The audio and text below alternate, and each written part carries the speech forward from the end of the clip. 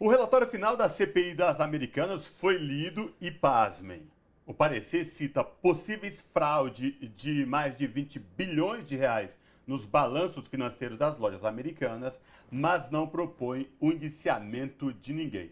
Em outras palavras, os responsáveis, ao que tudo indica, sairão impunes.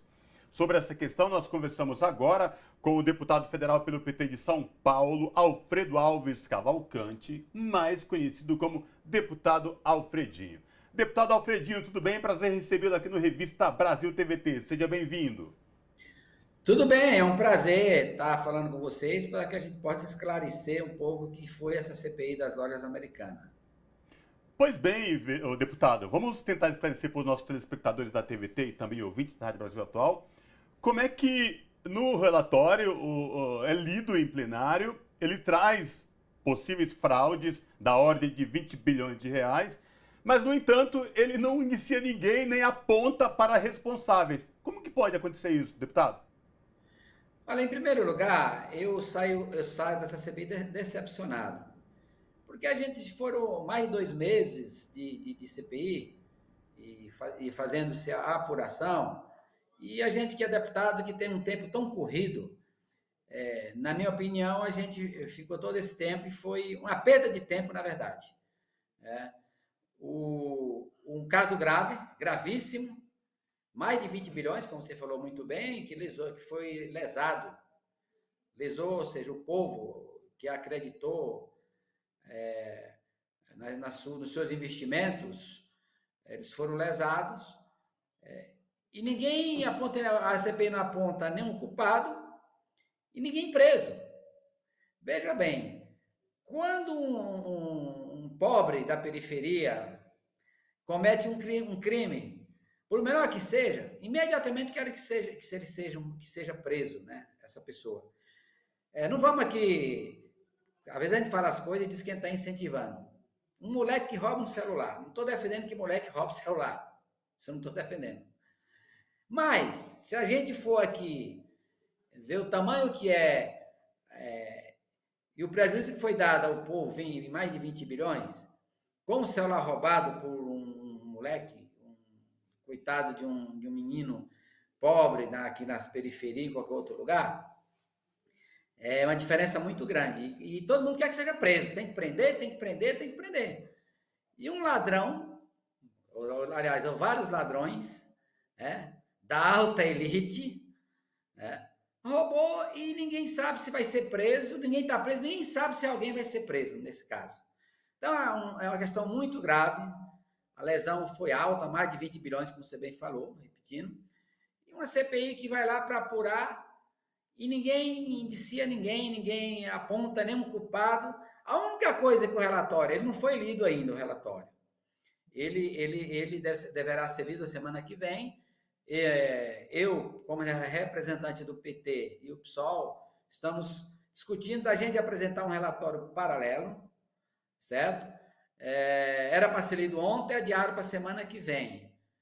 Mas eu saio decepcionado por o tempo que a gente gastou com essa CPI. Todos os grandes dirigentes lá das lojas americanas que foram na CPI, todos protegidos por liminar ação judicial, e ficaram todos eles em silêncio sem falar nada, né? E eu ficava olhando, o que eu estou fazendo aqui? Se eu vim aqui para interrogar pessoas que tá vindo aqui para esclarecer fatos graves, e ninguém fala. Então acho que a gente tem que achar um outro jeito de CPIs para que elas possam apurar aquilo que elas se propõem de fato, e a gente não fique perdendo tempo. A única coisa que o relatório vai apontar são projetos de leis para poder se precaver no futuro esses fraudes. Eu não estou contente com isso. Estou muito decepcionado, para falar a verdade. E, deputado, enquanto a CPI acontecia, haviam algumas matérias que saíam dizendo que o relator, foi o Carlos Chiodini, que ele tentava ali preservar a credibilidade da empresa varejista. E aí eu te pergunto, essa tentativa do relator de preservar a credibilidade da varejista também passou aos acionistas, que a gente sabe que estão entre os mais ricos do Brasil, e aí a tentativa de manter essa credibilidade blindou essas pessoas de serem, de serem responsabilizadas pelo crime que aconteceu nesse lugar das lojas americanas? Olha, vamos fazer aqui um paralelo entre a CPI das lojas americanas e do MST. Eu não estava na CPI do MST, mas eu acompanhei, mesmo sem ser membro, eu acompanhei algumas sessões dessa CPI. Na CPI do MST, o presidente, o relator, Nossa Senhora, eram os radicais. Parecia que eles estavam ali interrogando pessoas ladronas. E nós sabemos que o MST não rouba ninguém.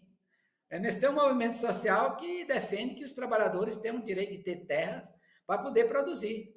Nessa CPI, isso que você está falando, você tem razão. A imagem que passava que tanto o presidente como o relator queria preservar os grandes dirigentes, porque as perguntas eram muito, digamos assim, era muito mamão com mel, sabe? Momento algum você via o relator ou o presidente pressionando, sendo duro com aquelas pessoas que iam ali, sendo duros. Então eu ficava pensando comigo mesmo, por que lá na CPI do MST eles são tão radicais, são tão duros? Qualquer tipo de fala que possa constranger algum deles lá, já começa a ameaçar a prisão. Eu falo dos membros lá da CPI que estavam lá. E essa aqui é mamão com açúcar? O que é isso? Então, a impressão que passa realmente nessas sessões que aconteceram da CPI é que o relator e o presidente não estavam muito interessados em aprofundar o tema e preservar os dirigentes que foram ali. As pessoas que falaram lá e que disseram a verdade não eram dirigentes das americanas. Foram pessoas que foram lesadas, coitadas, foram lá para defender os seus direitos. E o que falou mais a verdade foi eu esqueci o nome aqui, mas ele foi ex-dirigente, ele ficou lá por pouco tempo. Né? Ele ficou, se eu não me engano, acho que não ficou 60 dias, percebeu que havia algo de errado em tudo aquilo e saiu. Ele falou a verdade. Inclusive citando pessoas aí do alto escalão das americanas. Por que os controladores, por exemplo, das americanas não foram convocados?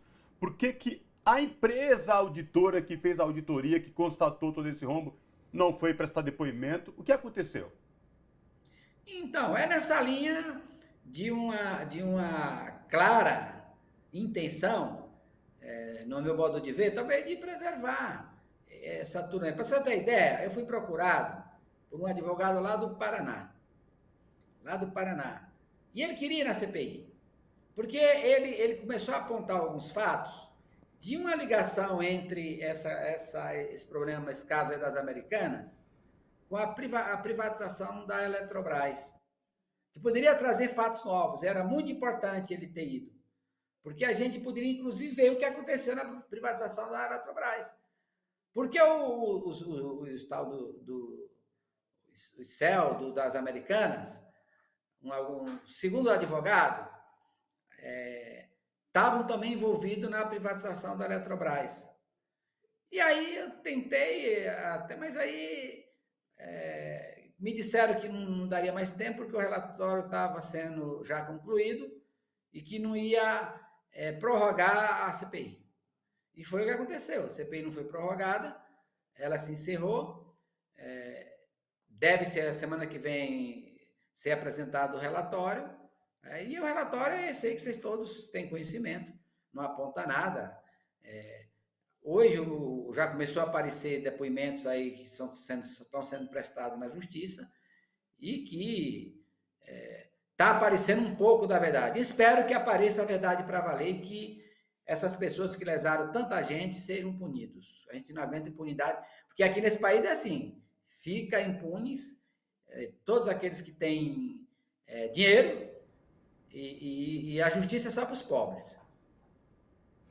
E, deputado, o senhor mencionou o relatório alternativo que o senhor, juntamente com parlamentares do PSOL, acho que é o Melchione e o Tarcísio, né, que estão nessa comissão, estão desenvolvendo como um relatório alternativo ao relatório de Carlos Chiodini.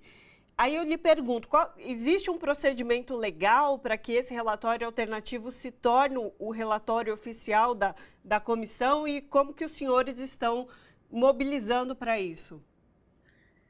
É que os dois relatórios deverão ser votados na comissão. Entende relatório paralelo?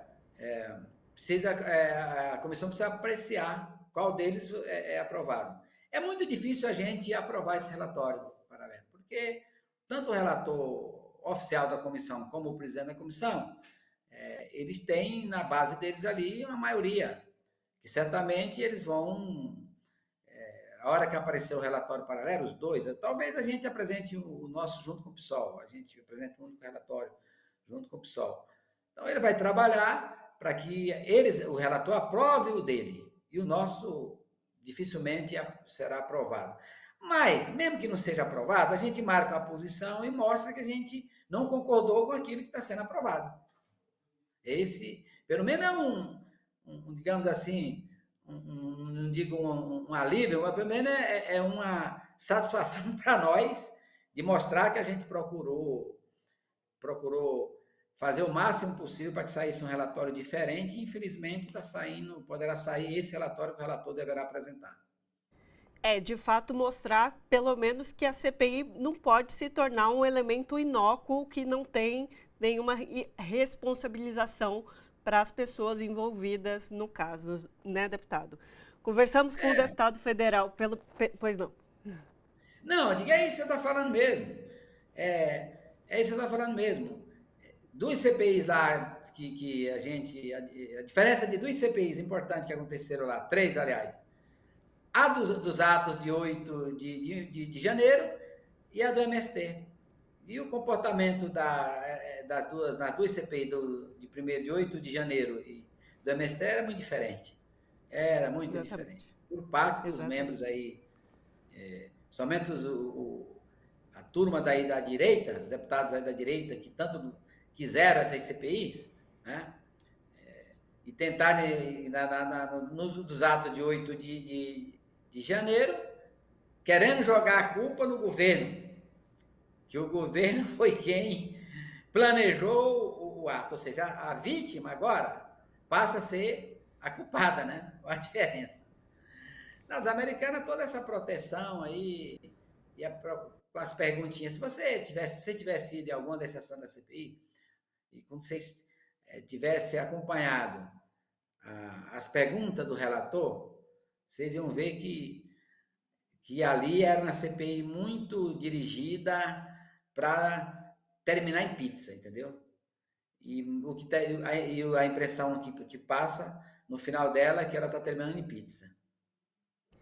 É isso, então. Conversamos com o deputado federal pelo PT de São Paulo, Alfredo Alves Cavalcante, mais conhecido como deputado Alfredinho. Deputado, muitíssimo obrigada pela sua participação conosco aqui hoje. A gente segue acompanhando até o final dessa CPI para ver realmente a finalização total dela.